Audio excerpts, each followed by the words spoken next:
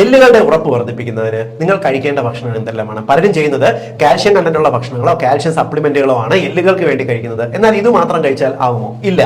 നമ്മുടെ എല്ലുകൾ എന്ന് പറയുന്നത് കോൺക്രീറ്റ് പോലെയാണ്. കോൺക്രീറ്റിനകത്ത് നമുക്ക് ആവശ്യത്തിന് സിമെന്റ് വേണം, ആവശ്യത്തിന് വെള്ളം വേണം, മെറ്റല് കൃത്യമായിട്ട് ചേർത്തിരിക്കണം, കമ്പി ആവശ്യത്തിന് വേണം. എങ്കിൽ മാത്രമേ കോൺക്രീറ്റിന് ആ ഉറപ്പ് കിട്ടത്തുള്ളൂ.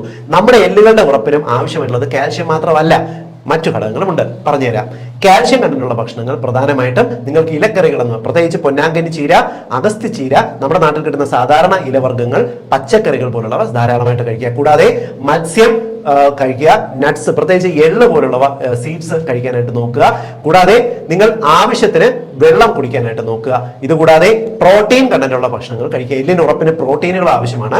നോൺ വെജ് കഴിക്കുന്നവരാണെന്നുണ്ടെങ്കിൽ ഇറച്ചി, മീന്, മുട്ട എന്നിവ ധാരാളമായിട്ട് കഴിക്കുക. വെജിറ്റേറിയൻസ് ആണെന്നുണ്ടെങ്കിൽ പാലുൽപ്പന്നങ്ങൾ കഴിക്കുക. പയറ്, കടല, പരിപ്പ്, സോയാബീൻ പോലുള്ളവ കഴിക്കുക. മഷ്റൂം, കൂണ് കഴിക്കുക. ആവശ്യത്തിന് പ്രോട്ടീൻ നിങ്ങൾക്ക് കിട്ടും.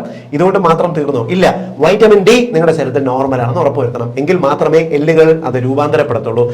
മെഗ്നീഷ്യം കണ്ടന്റുള്ള ഭക്ഷണങ്ങൾ ധാരാളമായിട്ട് കഴിക്കുക. എല്ലുകളുടെ ഉറപ്പിന് മെഗ്നീഷ്യവും ആവശ്യമാണ്.